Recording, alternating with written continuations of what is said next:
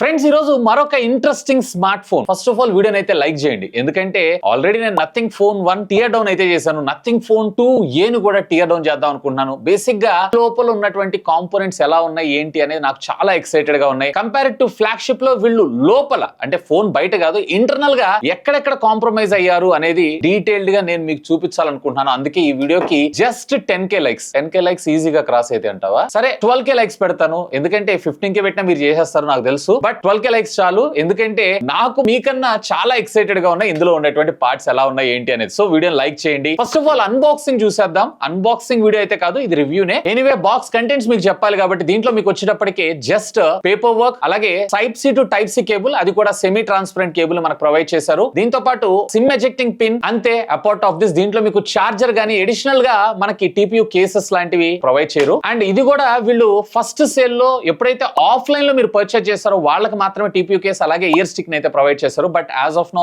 Offline లో మీరు purchase చేసినా కానీ కంపల్సరీగా వీటికి కూడా మీరు పే చేయాల్సిందే. అండ్ దీనికి సంబంధించినటువంటి చార్జర్ అదనంగా 45 వాట్స్ చార్జర్ మీరు పర్చేజ్ చేయాలన్నట్లయితే కనుక మరొక 3000 రూపాయలు అదనంగా ఖర్చు పెట్టాల్సి ఉంటుంది. ఇందులో మీకు 3 వేరియంట్స్ ఉండడం జరుగుతుంది. ఒకటి 23,999, మరొకటి 25,999, మరొకటి వచ్చేటప్పటికి 27,999. నన్ను అడిగితే కనుక ఒక బేస్ వేరియంట్ తప్ప మిగతా వాటికైతే పోకండి. ఆ బడ్జెట్ లో మరింత బెటర్ ఫోన్స్ మనకి మార్కెట్ లో అయితే చాలానే ఉన్నాయి. అన్లెస్ అండ్ అంటిల్ మీరు నథింగ్ ఫోనే కావాలంటే తప్ప. అండ్ ఇది ఆల్రెడీ ఓపెన్ సేల్ లోకి వచ్చేసిన డైరెక్ట్ గా మీరు అయితే పర్చేస్ చేసుకోవచ్చు. టోటల్లీ మీకు 2 కలర్స్ లో అవైలబుల్ ఉంటుంది, ఒకటి white and black. But black కొన్ని సెగ్మెంట్స్ లో బాగుంటుంది, వైట్ కొన్ని సెగ్మెంట్స్ లో బాగుంటుంది. అలా ఎందుకు వస్తుంది, అలా ఎందుకు ఉంది అనేది డీటెయిల్ గా చూద్దాం. ఫస్ట్ ఆఫ్ ఆల్ దీని డిజైన్ అండ్ బిల్డ్ గురించి మనం మాట్లాడుకుందాం. డిజైన్ పరంగా మాత్రం కంప్లీట్లీ ఏ రిఫ్రెషింగ్ లుక్. ముఖ్యంగా చెప్పాలన్నట్లయితే 25,000 రూపీస్ బడ్జెట్ సెగ్మెంట్ లో ఉన్నటువంటి మొబైల్ ఫోన్స్ అన్నిట్లో కూడా టోటల్లీ యూనిక్ లుక్ అయితే తీసుకొని రావడం.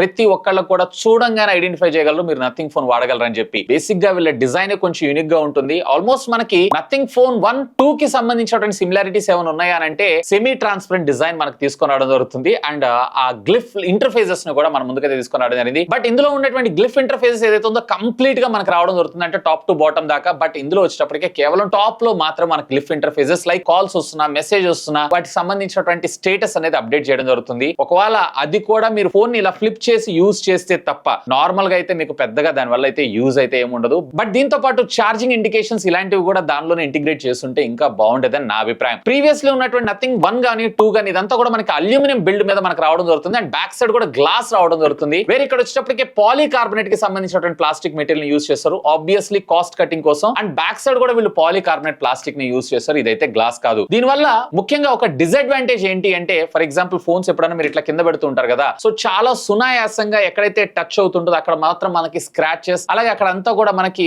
షైనింగ్ ఏదైతే ఉందో మొత్తం కంప్లీట్లీ వెళ్ళిపోవడం జరుగుతుంది. సో కంపల్సరీగా మీరైతే ఇలాంటి టిపియు కేసెస్ ఏవైతే ఆఫ్టర్ మార్కెట్ లో మీరు ఖచ్చితంగా పర్చేజ్ చేసి అయితే యూజ్ చేయాలి. ఇన్ఫాక్ట్ ఇదే కాదు, ఇందులో ఉండేటువంటి ప్లాస్టిక్ ఏదైతే ఉందో ఫింగర్ ప్రింట్స్ ని చాలా బాగా అట్రాక్ట్ చేయడం జరుగుతుంది. ముఖ్యంగా వైట్ లో అయితే మీకు పెద్దగా కనిపించదు, కానీ ఒకవేళ మీరు బ్లాక్ కలర్ ని యూజ్ చేస్తున్నారు అన్నట్లయితే కనుక ఖచ్చితంగా ఫింగర్ ప్రింట్స్ అనేది కనపడడం జరుగుతుంది. సో డిజైన్ పరంగా ముఖ్యంగా బ్యాక్ సైడ్ చూసారు అన్నట్లయితే కనుక వైట్ కలర్ మీకు బెటర్ గా అనిపించేటువంటి అవకాశం ఉంది. బట్ ఎప్పుడైతే మీకు ఫ్రంట్ చూసారు అన్నట్లయితే దీని ఫ్రేమ్ ఏదైతే ఉందో మనకి వైట్ కలర్ పార్ట్ లాగా కనిపిస్తుంది, కాబట్టి ఫ్రంట్ ఫేసింగ్ లో మాత్రం బ్లాక్ కలర్ ఏదైతే ఉందో బెటర్ గా ఉంటుంది. ఒక ఇమర్సివ్ ఎక్స్పీరియన్స్ అయితే మీకు ఖచ్చితంగా క్రియేట్ చేయగలదు ఫ్రంట్ ఫేసింగ్ నుంచి. సో ఇది మిక్స్డ్ అభిప్రాయం. నన్ను అడిగితే వైట్ తీసుకోండి, మీకు బెటర్ గా ఉంటుంది కంపేర్ టు బ్లాక్ కన్నా గానీ. ఇక దీంట్లో మనకి కార్నింగ్ గొరిల్లా గ్లాస్ పైన మనకు ప్రొటెక్ట్ చేశారు. ఫోన్ ఎప్పుడన్నా పొరపాటున ఇట్లా చేజారి కింద పడ్డా గానీ, అంటే దీని స్థాయిలో ఇదైతే మనకు కాపాడటం అయితే జరుగుతుంటుంది. సాధారణంగా డ్యామేజ్ అయ్యేటువంటి అవకాశాలు అయితే తక్కువ. బట్ పోనీలే పాపం అని చెప్పి మనకి ఫ్యాక్టరీ నుంచి ఒక స్క్రీన్ గార్డ్ అయితే అప్లై చేసి అయితే పంపించారు. ఇది టెంపరరీ.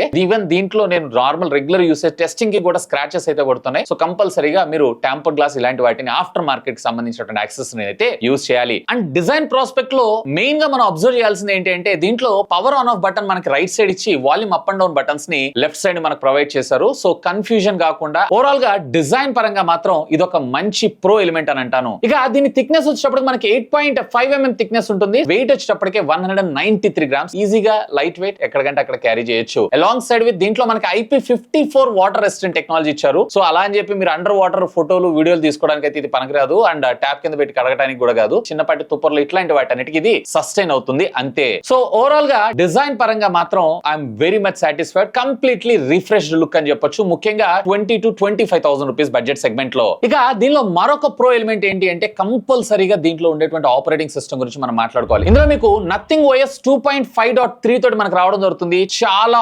ఆప్టిమైజ్డ్, అసలు కంప్లీట్లీ క్లీన్. ఈ బడ్జెట్ సెగ్మెంట్ లో ఎక్కువగా మనం బ్లాట్ వేర్స్ చూస్తుంటాం. చాలా బ్రాండ్స్ కి అయితే మనం చెప్పి విసిగిపోతూ ఉంటాం, బట్ బ్రాండ్స్ అయితే ఫీడ్బ్యాక్ తీసుకో. బట్ వీళ్ళు మాత్రం కంప్లీట్లీ దీనికి అగైనెస్ట్, అంటే అక్కడ నుంచి వచ్చేటువంటి కాస్ట్ ను కూడా వద్దనుకోకుండా వీళ్ళ యూఐ ని ఎంతో క్లీన్ గా ఉంచాలని చెప్పి వీళ్ళైతే చూస్తున్నారు. ఈవెన్ దీంట్లో కస్టమైజేషన్ కూడా చాలా బాగుంటుంది. ఫర్ ఎగ్జాంపుల్ ఏదైనా యాప్ ని ఇట్లా క్లిక్ చేశారు, ఆటోమేటిక్ గా దాన్ని ఎన్లార్జ్ చేసుకోవడం లేదా దాన్ని డిక్రీజ్ చేసుకోవడం, నిజంగా ఇందులో ఉండేటువంటి యూఐ లో మాత్రం I'm very much satisfied. But by default గా మనకి ఇందులో వచ్చేటప్పటికి గూగుల్ డెలివరీ వస్తుంది. సో కాల్ రికార్డ్ చేసేటప్పుడు అవతల వాళ్ళకి నోటిఫికేషన్ అయితే వెళ్ళడం జరుగుతుంది. అండ్ దీనికి ఆల్టర్నేటివ్ యాప్స్ కూడా వర్క్ అయితే చేయదు. సో ఇది ఒక్కటే కొంచెం ఆలోచించాల్సినటువంటి విషయం. రెస్ట్ ఆఫ్ ద థింగ్స్ అన్ని కూడా ఓకే. ఇక దీనిలో మరొక ప్రో ఎలిమెంట్ విషయానికి వచ్చారు అంటే ఖచ్చితంగా దీని డిస్ప్లే గురించి మనం మాట్లాడుకోవాలి. ఇందులో మనకి 6.7 ఇంచెస్ కి సంబంధించినటువంటి full HD plus AMOLED display అయితే మనం ముందు తీసుకొచ్చారు. 120Hz స్క్రీన్ రిఫ్రెష్ రేట్ తోటి మనకు రావడం జరుగుతుంది. సో దీంట్లో మనకు వచ్చేటప్పటికే LPTO టెక్నాలజీ లాంటివి అయితే ఏం లేవు, కానీ మ్యాక్స్ టు మ్యాక్స్ లో వచ్చేటప్పటికే 30 Hz రిఫ్రెష్ రేట్ దాకా మనకు వెళ్ళడం అయితే జరుగుతుంది. సో బేసిక్ గా మనకు బ్యాటరీ పవర్ కన్సంప్షన్ ఏదైతుందో సేవ్ అవ్వడం కోసం వేరే ఫ్లాగ్షిప్ లో మాత్రం LPTO ఇచ్చారు, కానీ అఫ్ కోర్స్ ఇక్కడ ప్రైస్ కటింగ్ కోసం LPTO మొత్తం కంప్లీట్లీ వీళ్ళు రిమూవ్ చేశారు. ఈవెన్ ఇంతే కాదు, దీంట్లో మనకు వచ్చేటప్పటికే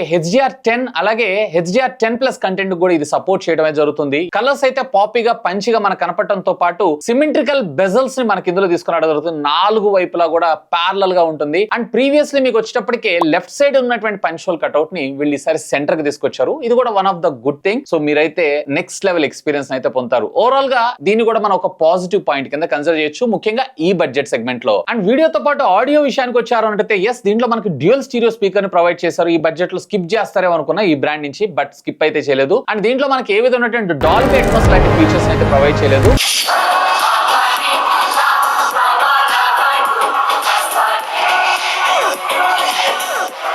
ఆడియో కూడా పర్వాలేదు, ఓకే, బట్ ఇంకొంచెం క్రిస్ప్ గా లౌడ్ గా ఉంటే బాగుంటుందని నా అభిప్రాయం. ఇక దీనిలో మరొక ప్రో ఎలిమెంట్ విషయానికి వచ్చారు అన్నట్టయితే ఖచ్చితంగా దీంట్లో ఉండేటువంటి బ్యాటరీ గురించి మనం మాట్లాడుకోవాలి. ఇంత కాంపాక్ట్ సైజ్ లో కూడా వీళ్ళు బ్యాటరీ దగ్గర అయితే కాంప్రమైజ్ కాలేదు. నేను అరౌండ్ 4500 4800 అనుకున్నాను, కానీ 5000 mAh ఆఫ్ ద బ్యాటరీ మనం ముందు తీసుకొచ్చారు. ఏ డే ఆల్మోస్ట్ ఆల్, ఒకవేళ అది కూడా హెవీ యూజర్ అయి ఉన్నట్లయితే 8 to 9 hours off screen on time మనకు రావడం అయితే జరుగుతుంది. ఒకవేళ లేదు మీరు గనక నార్మల్ యూజర్ అయి ఉన్నట్లయితే గనక 1.5 day to 2 days battery backup అయితే మీకు కంప్లీట్లీ రావడం జరుగుతుంది. ఒకవేళ ఇది కంప్లీట్లీ డిశ్చార్జ్ అయిపోయింది అన్నట్లయితే కనుక 0 to 100% ఛార్జ్ అవడానికి మీకు అరౌండ్ అంటే 45 watts ఛార్జర్ తో నేను టెస్ట్ చేశాను. Around 1 hour 5 minutes 1 hour 10 minutes దాకా మీకు టైం అయితే తీసుకోవడం జరుగుతుంది. ఒకవేళ మీరు normal regular charges 25 watts use చేశారు అన్నట్లయితే మేబీ ఈ టైమింగ్ ఏదైతే ఉందో వేరీ అయ్యేటువంటి అవకాశం అయితే ఉంది. మరొక ప్రో ఎలిమెంట్ విషయానికి వచ్చారు అన్నట్లయితే కెమెరాస్. ఆగండి. సో కెమెరాస్ పనితీరు గురించి నేను మాట్లాడట్లేదు, కెమెరా స్పెసిఫికేషన్స్ గురించి నేను మాట్లాడుతున్నా. ఎందుకంటే ప్రీవియస్లీ వీళ్ళు నథింగ్ ఫోన్ 2 లో కూడా లాంచ్ చేసినప్పుడు కెమెరాలో చాలా ఇష్యూస్ అయితే ఉన్నాయి. నెక్స్ట్ వచ్చేటువంటి అప్డేట్స్ అన్నిట్లో బగ్స్ అన్నిటిని రిజాల్వ్ చేస్తూ బెటర్ పెర్ఫార్మెన్స్ అయితే తీసుకొని రావడం జరిగింది. సేమ్ అదే ఇక్కడ కూడా కంటిన్యూ అవుతుంది. సో ఇందులో మనకి 50+50 యూజువల్ గా మనకి 50 మెగాపిక్సెల్ సెన్సార్ ఇవ్వడం అనేది వెరీ కామన్, మనం రెగ్యులర్ గా చూస్తూనే ఉంటాం. బట్ అల్ట్రా వైడ్ యాంగిల్ లో కూడా వీళ్ళు 50 మెగాపిక్సెల్ ఇచ్చారు సరే, ఇదైతే ఫెంటాస్టిక్ అనిపించింది. Very good move. సో మిగతా బ్రాండ్స్ అన్ని కూడా 5 మెగాపిక్సెల్ లేదా 8 మెగాపిక్సెల్ చూస్తుంటాం, మ్యాక్స్ టు మ్యాక్స్ 12 మెగాపిక్సెల్ చూస్తుంటాం. బట్ ఇక్కడ 50 మెగాపిక్సెల్ ఇచ్చారు. కానీ ఫొటోస్ పరంగా మాత్రం నేను అంత సాటిస్ఫాక్షనరీ లేదు. ఎందుకంటే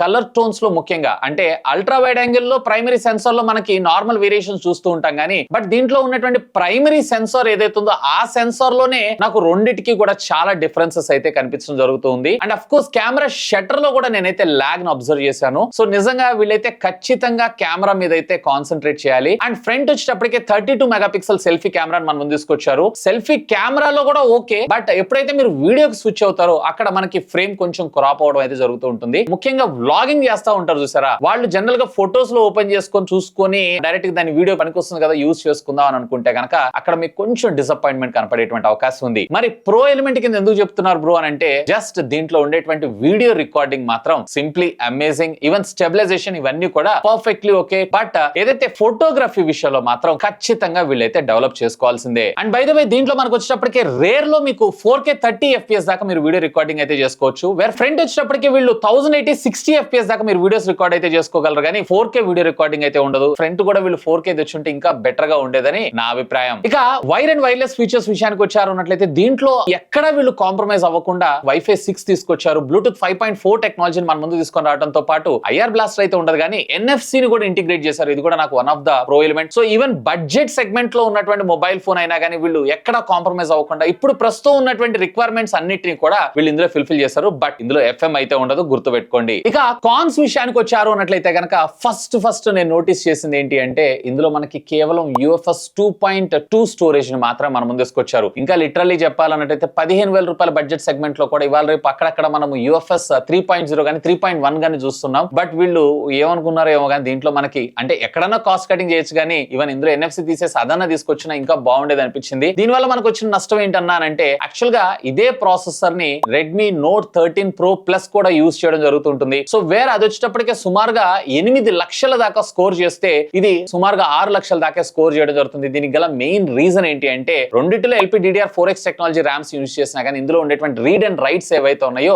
చాలా స్లోగా ఉండడం జరుగుతుంది. ఇది మీకు ఫోన్ కొంచెం లాగ్ అయినట్లు అనిపిస్తుంది. ముఖ్యంగా ఎప్పుడైతే మీరు ఫోటోను ఓపెన్ చేసి మీరు ఇట్లా క్యాప్చర్ చేస్తారో చూసారా, ఇప్పుడు వెంటనే నేను ఇక్కడ షట్టర్ ని ప్రెస్ చేస్తున్నా గానీ షట్టర్ నాకు లాగ్ అనిపిస్తుంది. అండ్ ఈవెన్ ఇందులో ఇమేజ్ ఓపెన్ చేసిన తర్వాత కూడా ప్రాసెసింగ్ కి అరౌండ్ 3 to 5 సెకండ్స్ టైం అయితే తీసుకుంటుంది. సో ఇది ఇంకా ఫాస్ట్ గా ఉండాలి అన్నట్లయితే ఖచ్చితంగా ఇవన్నీ కూడా స్టోరేజ్ మెమరీ ఏదైతే ఉందో వాటి మీద డిపెండ్ అయి ఉంటుంది కాబట్టి సో ఖచ్చితంగా ఇక్కడ UFS 3.0 గానీ లేదా UFS 3.1 స్టోరేజ్ గానీ తెచ్చుంటే ఇంకా బాగుండేదని నా అభిప్రాయం. ఇంకొక కాన్ వచ్చేటప్పటికే ఖచ్చితంగా వీళ్ళు అంటే previous generation of mobile phones అన్నిటిలో కూడా వీళ్ళు Qualcomm Snapdragon తోటి ప్రాసెస్ అయితే తీసుకొచ్చారు. వేరే దీంట్లో మీకు 7200 Pro అనేటువంటి పేరుతో వీళ్ళు మన ముందుకైతే తీసుకొని రావడం జరిగింది. 7200 Ultra కూడా మనం already Redmi Note 13 Pro Plus లో అయితే చూస్తున్నాము. బట్ ఇది యాక్చువల్ గా 4 nanometer బిల్ఫిట్ టెక్నాలజీ మీద డిజైన్ చేసినటువంటి ఆక్టా కోర్ ప్రాసెసర్, పవర్ఫుల్ ప్రాసెసరే. దీన్ని స్నాప్డ్రాగన్ తో కంపేర్ చేశారు అన్నట్లయితే Qualcomm Snapdragon 778 అలాగే 7 Gen 2 ప్రాసెసర్ చూసారా, వాటితో ఈక్వలెంట్ కింద మనం అయితే దీన్ని కన్సిడర్ చేయొచ్చు. బట్ పెర్ఫార్మెన్స్ వైడ్ గా మాత్రం నాకు అంత సాటిస్ఫాక్షన్ అనిపించలేదు. రీజన్ ఏంటయ్యా అంటే మేబీ ఇది కూడా UFS 2.1 స్టోరేజ్ మనకి ఇందులో తీసుకొచ్చారు కాబట్టి. అండ్ ఒకవేళ గేమింగ్ సెంట్రిక్ గా చూస్తున్నారు అన్నట్లయితే నేనైతే రికమెండ్ చేయను. So basic gaming even BGMI లో కూడా around 35 to 40 frames per second దాకా మీకైతే రావడం జరుగుతుంది. అండ్ ఇంట్రెస్టింగ్ పార్ట్ ఏంటి అంటే ఆప్టిమైజేషన్ మాత్రం ఫెంటాస్టిక్. ఎక్కడ మీకు మొబైల్ ఫోన్ హీట్ అవ్వడం అనేది అయితే లేదు. బట్ ప్రాసెసర్ మీద వీళ్ళు ఇంకొంచెం బెటర్ గా కూర్చొని ఇంకొంచెం బెటర్ ఆప్టిమైజేషన్ తీసుకొచ్చుంటే బాగుండేదని నా అభిప్రాయం. అండ్ ఈ ప్రాసెసర్ మీకు వేరే మొబైల్ ఫోన్స్ లో కూడా కనపడదు. కేవలం నథింగ్ అలాగే మీడియాటెక్ వీళ్ళిద్దరు కొలాబరేషన్ లో తీసుకొచ్చినటువంటి చిప్సెట్ ఇది. మేబీ ఇది ఫ్యూచర్ వచ్చేటువంటి OTA అప్డేట్స్ లో మరింత కొంచెం బెటర్ రిజాల్వ్ అయ్యేటువంటి అవకాశం ఉందేమో గానీ అప్డేట్ లో UFS 2.1 నుంచి 3.0 కి అయితే అప్డేట్ కాదు కదా. సో దాన్ని అయితే దృష్టిలో పెట్టుకోండి. సో ప్రాసెసర్ పెర్ఫార్మెన్స్ పరంగా కొంచెం లాగ్ అనిపిస్తుంది అంతే. But normal day to day task లో మాత్రం ఎలాంటి ఇబ్బంది లేదు, ఆరామ్సే మీరు యూజ్ చేసుకోవచ్చు. అండ్ ఇంతేకాదు దీని యొక్క ఫ్యూచర్ OTA అప్డేట్స్ కూడా దీంట్లో మనకి 3 మేజర్ ఆపరేటింగ్ సిస్టమ్ అప్గ్రేడ్స్ మనకు దొరుకుతాయి. అంటే 114 మనకి ఇచ్చారు ఈ బడ్జెట్ లో, ప్లస్ 3 years ఆఫ్ అప్గ్రేడ్స్ అంటే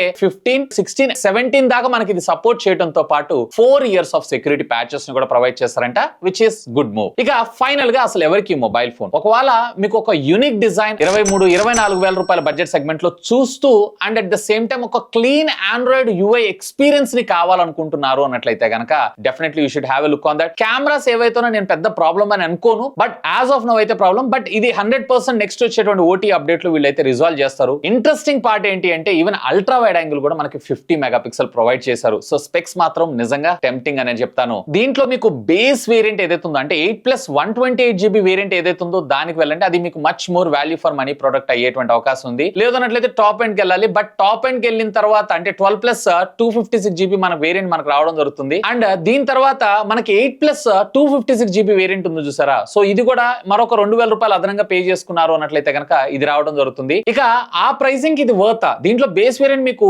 8+128GB ఏదైతే ఉందో దాన్ని నేను కంప్లీట్లీ స్కిప్ చేయమంటాను. ఎందుకంటే కార్డ్ ఆఫర్ వీళ్ళు ఎట్లాగో 2,000 రూపాయలు ఇస్తున్నారు కాబట్టి ఆ కార్డ్ ఆఫర్ రాలేదనుకుని వీళ్ళు మిమ్మల్ని డైరెక్ట్ గా 8+256GB వేరియంట్ కి వెళ్ళిపోమంటాను. ఎందుకంటే మీకు అది better value for money product అయ్యేటువంటి అవకాశం ఉంది ఆ బడ్జెట్ సెగ్మెంట్ లో. అంటే ఇంక్లూడింగ్ కార్డ్ డిస్కౌంట్ తో వచ్చేటప్పటికి మీకు 24,000 రూపాయలకి రావడం జరుగుతుంది. అక్కడ మీకు బెటర్ వాల్యూ ఫర్ మనీ. అందులో ఉండేటువంటి హై ఎండ్ ఉంటుంది చూసారా 12GB అంత GB ఆఫ్ ర్యామ్, దీనికి అంత రిక్వైర్మెంట్ లేదని నేను అంటాను. అండ్ అక్కడ మీకు 28,000 రూపాయలు కార్డ్ ఆఫర్ తో 26,000 రూపాయల దాకా రావడం జరుగుతుంది కాబట్టి అంత రిక్వైర్మెంట్ లేదు. ఆ బడ్జెట్ సెగ్మెంట్ లో మళ్ళీ మంచి మొబైల్ ఫోన్స్ మనకి చాలానే ఉంటాయి. అండ్ వీటితో పాటు పెద్దగా నేను గేమింగ్ ని కూడా ఏం ఆడనన్నా, జస్ట్ రెగ్యులర్ యూసేజ్ కి నాకు ఒక మంచి smart phone, Android smart phone కావాలి విత్ గుడ్ కెమెరా స్పెక్స్ అయితే కనుక definitely you should have a look on this. Anyway ఈ ప్రోడక్ట్ మీరు పర్చేజ్ చేయాలనుకుంటున్నారు అంటే ఈ వీడియో కింద ఉన్నటువంటి డిస్క్రిప్షన్ లింక్స్ ప్రొవైడ్ చేస్తాను. Feel free to use my links. ఇంకా మీకు ఏమైనా డౌట్స్ ఉంటే కామెంట్ చేయండి, ఖచ్చితంగా వాటన్నిటికి కూడా రిప్లై ఇస్తాను. అండ్ గుర్తుంది కదా 12K లైక్స్ క్రాస్ చేయండి, టియర్ డౌన్ మీ ముందు తీసుకొస్తాను. That's all for today. This is Vasu signing off. Have a great day.